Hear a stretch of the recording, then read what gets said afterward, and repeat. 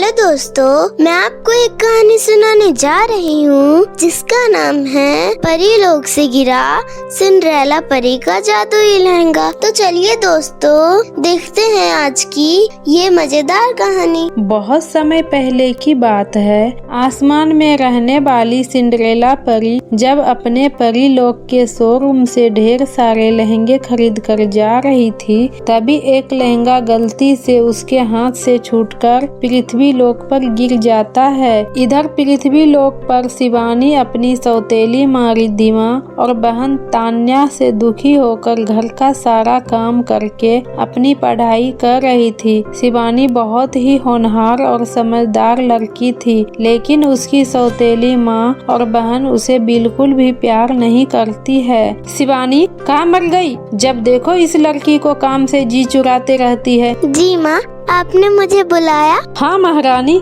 इतनी देर से अकेले कमरे में क्या कर रही थी? माँ, वो मैं पढ़ाई कर रही थी। अगले महीने मेरे पेपर आने वाले हैं ना, इसलिए। जरा देखो तो इस बेशरम को, घर का सारा काम काज छोड़ छाड़ कर महारानी कलेक्टरी करने में लगी है। माँ, मैंने घर के सारे काम कर दिए हैं। बर्तन, झाड़ू, पोछा सब कुछ कर दिया है। अच्छा, तो फिर मेरे कमरे में जा और अलमारी से सारे गर्म कपड़े निकालकर तालाब पर ले जाकर धो ले। सर्दी का मौसम आ गया है, रखे हुए गर्म कपड़ों में से बदबू आने लगी है। माँ, उसमें तो बहुत टाइम लगेगा और वैसे भी वो कम्बल पहले से ही धुले हुए हैं। जितना बोला जाए उतना कर। अगर मेरे सामने ज्यादा जुबान चलाई तो धक्के मारकर घर से बाहर कर दूंगी, समझी? अब चल जा यहाँ से। शिवानी सारे कपड़े लेकर तालाब पर धो रही थी, तभी उसकी नजर लहंगे पर जाती है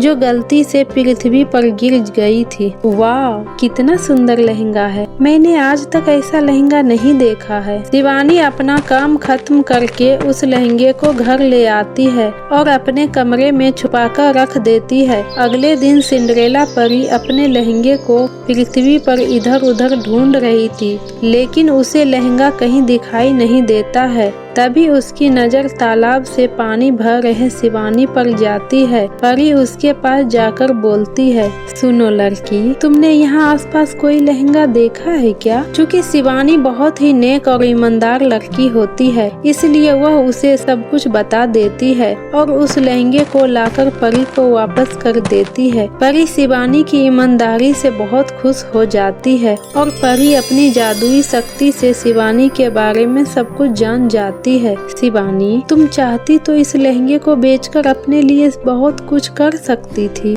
लेकिन तुमने ऐसा नहीं किया। मैं तुम्हारी ईमानदारी से बहुत खुश हूँ। शिवानी, मैं तुम्हारे दुखी जीवन के बारे में सब कुछ जान चुकी हूँ। ये लो, ये लहंगा तुम रख लो। तुम्हारे पास कपड़े भी नहीं है ना, और तुम आगे पढ़ना भी चाहती हो। यह लहंगा इन सब में तुम्हारा बहुत मदद करेगा। और हाँ, यह कोई साधारण लहंगा नहीं है, बल्कि जादुई लहंगा है। इस लहंगे को पहनकर तुम जो बोलोगी वो हो जाएगा। अब तुम खुशी खुशी घर जाओ। धन्यवाद सिंड्रेला परी। शिवानी खुशी खुशी उस लहंगे को पहन लेती है और बोलती है, लहंगा लहंगा, मुझे एक घर दिला दो। शिवानी के इतना बोलते ही उसके सामने एक बहुत ही खूबसूरत घर बनकर तैयार हो जाता है। शिवानी खुशी खुशी उस घर के अंदर जाकर उसमें रहने लगती है। लहंगा, मुझे मेरे कोर्स का बुक दिला दो। शिवानी के सामने उसके सारे बुक्स आ जाते हैं।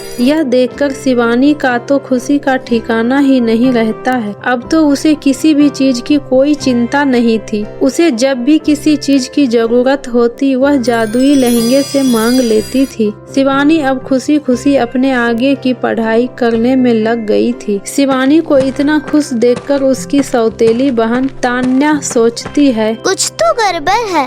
कल तक हमारे रहमो करम पर पलने वाली इस अनाथ के पास इतना सब कुछ कहां से आ गया? तान्या घर आकर अपनी माँ को सारी बातें बताती है। अच्छा, तो ये बात है, पता तो लगाना पड़ेगा और मैं आज रात को ही पता लगा कर रहूंगी कि आखिर कौन है जो इसकी मदद कर रहा है। इस तरह दोनों माँ बेटी शिवानी के घर खिड़की से झांक कर सब कुछ पता कर लेती है। अच्छा, तो ये बात है, ये सब इस जादुई लहंगे का कमाल है, क्यों ना मैं इस जादुई लहंगे को ही चुरा लूं। यह सोचकर दोनों माँ बेटी शिवानी के कमरे में घुस जाती है। शिवानी सो रही होती है, तभी उसकी माँ उसके मुंह को तकिए से दबा देती है। तान्या बेटी, तुम जल्दी से इसके लहंगे को चुरा लो, मैं इसको ठिकाना लगाकर आती हूँ। शिवानी का दम घुट रहा था, उसे समझ नहीं आ रहा था कि आखिर उसके साथ क्या हो रहा है। तभी वहाँ सिंड्रेला परी आ जाती है। रुक जाओ दुष्ट औरत, तुम पैसे के लालच में इतना गिर जाएगी, शर्म आनी चाहिए तुम्हें। शिवानी तो तुम्हें माँ कहती है, पर तुम तो एक नंबर का डायन हो, डायन। इतना बोलकर सिंड्रेला परी दोनों माँ बेटी को उल्टा हवा में लटका देती है। मैं तुम दोनों माँ बेटी को जिंदा नहीं छोड़ूंगी। तभी शिवानी बोलती है, नहीं परी जी, ऐसा मत करो, रुक जाओ, इन्हें मत मारो, वे जैसे भी हैं आखिर मेरी माँ और बहन है, प्लीज इन्हें छोड़ दो। गौर से देखो इसे, तुम लोग जिसे मार रहे थे आज वही तुम्हारी जान की सिफारिश कर रही है। यह सुनकर रिद्धिमा और तान्या को बहुत ही ज्यादा पश्चाताप होता है। मुझे माफ कर दो बेटी, मैंने तुम्हारे साथ बहुत बुरा किया। हाँ बहन, मुझे भी माफ कर दो, मैंने तुम्हारा बहुत दिल दुखाया है। माँ, मुझसे आप माफी मत मांगिए ना, मुझे आप बस अपनी बेटी के रूप में अपना लीजिए। मुझे तो आपका प्यार और आशीर्वाद चाहिए। और प्रिया, तुम तो मेरी छोटी बहन हो, तुम्हें तो माफी मांगने की कोई जरूरत नहीं है, तुम्हें मैं माफ कर दी। बहन, गलती तो हम सबसे होती है, लेकिन गलती को वक्त पर सुधारना ही हम सबकी इंसानियत होती है। और माँ, आपको शर्मिंदा होने की कोई जरूरत नहीं है। अब हम सब मिलकर अपने घर में खुशी खुशी रहेंगे। और फिर उस दिन के बाद से सभी मिलजुल कर हंसी खुशी रहने लगते हैं। तो मेरे प्यारे दोस्तों, कैसी लगी आपको ये कहानी, मुझे कमेंट करके जरूर बताएं। और हाँ दोस्तों, अगर आपने अब तक मेरे चैनल पोरो टीवी को सब्सक्राइब नहीं किया है तो जल्दी से अभी सब्सक्राइब कर ले, साथ ही इस बेल आइकन को दबाना न भूले। फिर मिलती हूँ एक नई कहानी के साथ, तब तक के लिए बाय बाय दोस्तों।